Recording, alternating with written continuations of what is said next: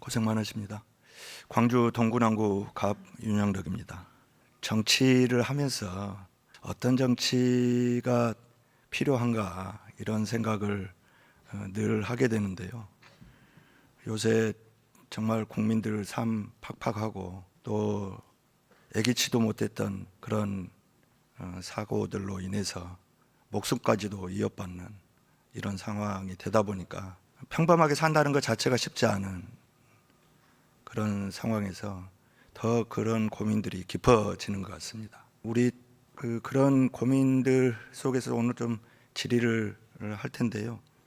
혹시 부총리님 막행이라고 들어보셨습니까? 이게 전라도 사투리입니다. 이 막행이란 말이 융통성이 없이 제 고집만 부리는 사람을 이야기를 합니다.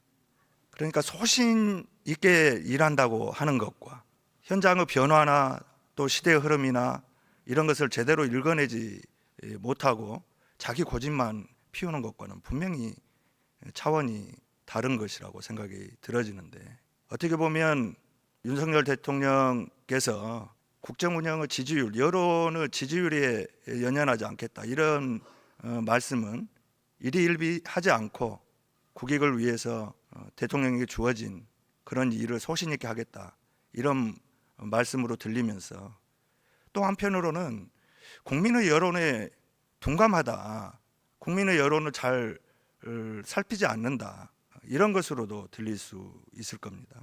저는 정치를 하면서 우리 고위공직자들, 공무원들이 국민의 목소리에 귀 기울이는 거, 이거는 무엇보다도 중요한 그런 덕목이라고 생각을 합니다. 그런데 각자가 가진 그런 생각만을 고집하면서 국민의 목소리는 귀뚱이도 듣지 않는 이런 것은 정말 큰 문제가 있다고 생각이 들어지는데요. 그런 측면에서 최근 김진태발 금융위기 2달 가까이 채권시장 완전히 흔들고 있습니다. 현장의 목소리는 정말 심각합니다. 지금 아무것도 할 수 없다. 그동안 경험해보지 못한 그야말로 패닉 상태다. 이런 이야기까지 합니다. 시장이 불안한 거죠. 국민도 당연히 불안합니다. 예결위 질답 과정에서 많은 의원님들이 금융시장 불안, 우리 경제 위기 이런 말씀들을 하셨습니다. 이런 때 정부 역할이 무엇보다도 중요하지 않겠습니까? 대부분 관련한 질문을 하면 국무위원들 답변은 요인이 복합적이다, 이런 말씀들 가장 많이 하시는 것 같아요. 요인이 복합적이면 대책은 어떻게 해야 됩니까? 예, 우선 가려는 가되 역시 처방도 정책의 종합적인 조합이 굉장히 필요한 겁니다. 맞습니다. 예. 요인이 복합적이면 처방, 대책은 종합적이어야 하는 거 아니겠습니까?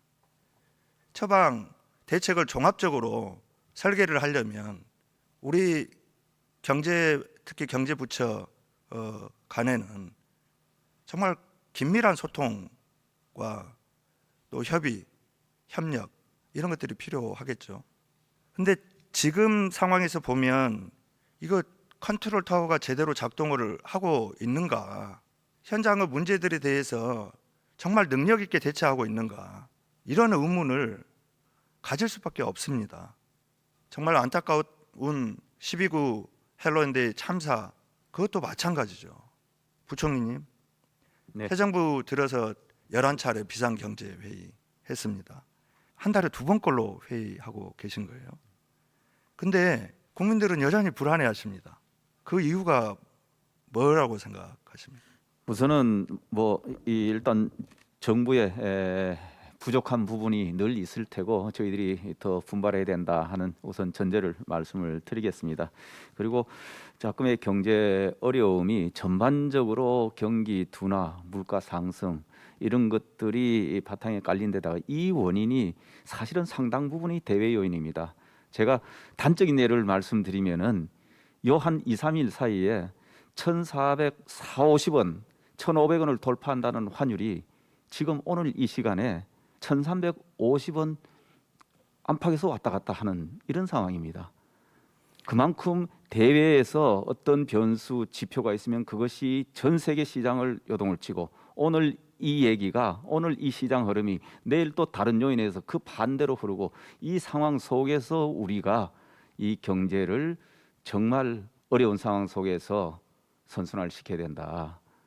네, 그러니까 지금 그런 상황이 어렵고 그 상황 어려운 속에서 상황을 만든 있기 때문에 요인이 전부 복합적이고 개인간 특히 대외적 요인의 영향이 크고 뭐 이런 것에 국민들이 이해를 못 해주실 바는 아니라고 봅니다.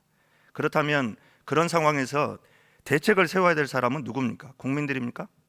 정부가 적극적으로 나서고 잘 해야 된다. 그건 아까 뭐 전제로 제가 말씀을 드렸습니다. 그렇기 때문에 말씀을 드리는 겁니다. 경제 현안 다루는 장관급 이상 대책회의 24번 열었다고 합니다. 부총리님이 이끄는 경제관계장관회의는 비상경제장관회의로 이름을 바꿨습니다. 대통령이 직접 주재하는 비상경제민생회의도 11번. 이 비상이라는 수식어가 붙었는데 과연 국민들이 이 비상한 시기에 비상한 대책을 내놓고 있는지 이런 것에 대한 의문을 갖고 있는 것 같습니다. 윤석열 정부 출범한 지 6개월 지났죠. 경제정책 잘하고 있다 이렇게 응답하는 사람 여러 가지 여론조사들이 있지만 대체적으로 평균을 내보면 10분 중에 2분에 불과합니다. 혹시 대통령께서 이 현재의 경제 상황에 대해서 우리 부총리께 직접 지시 내리신 것 중에 기억나는 것이 있습니까? 뭐 대외적으로 알고 계시는 그런 부분입니다. 우리 민생이 지금 어렵고 대외적인 요인에 따라서 우리가 어려움이 많은 것도 사실이지만 결과적으로 우리 민생이 정말 어렵기 때문에 민생을 최우선을 해야 되고 그런 가운데도 지금 열심히 하라는 지시가 중요한 게 아니고 어떻게 하라 이게 중요한 때 아닙니까? 그거는 우리 전문가들 그리고 우리 내각의 경제 장관들이 또 나름대로 여러 정책 대안을 제시하고 대통령과 토론도 하고 또 거기서 토론 과정에서 정리된 것을 또 저희들 실행도 하고. 그럼 대통령실 경제수석과는 자주 소통하십니까? 정말 자주 소통하죠. 저 소통은 정말 문제가 없습니다. 저희들이 국민들께 이 좋은 경제 모습을 빨리 만들어 드리지 못하는 여러 뭐 상황적인 일이 있습니다만은 그런 것들이 저희들 늘 마음에 무거운 책임감을 갖고 있는 거지. 뭐 소통이 잘 안 되거나 뭐 혼선이 있거나 서로 뭐 견해가 달라서 갈등이 있거나 뭐 이런 거는 없습니다. 다만 지혜가 부족하고 아직 성과가 덜 나타나고 있다는 게 늘 죄송스러운 마음이죠. 지금은 그런 국민들을 바라볼 때 죄송한 마음만 갖고는 안 될 것 같아요. 부총리께서도 말씀하셨지 않습니까? 지금 어렵고 최소한 내년 상반기까지는 더 어려워질 수 있다. 이런 예측을 본인 스스로 하고 계시니까 죄송한 마음이 들지 않도록 그렇게 해야 된다고 봅니다. 예. 금융위기가 예. 정말 금융 참사가 되지 않도록 예. 잘 관리를 해야 된다. 특히 참- 경제 컨트롤 타워로서 역할을 제대로 해야 된다. 예.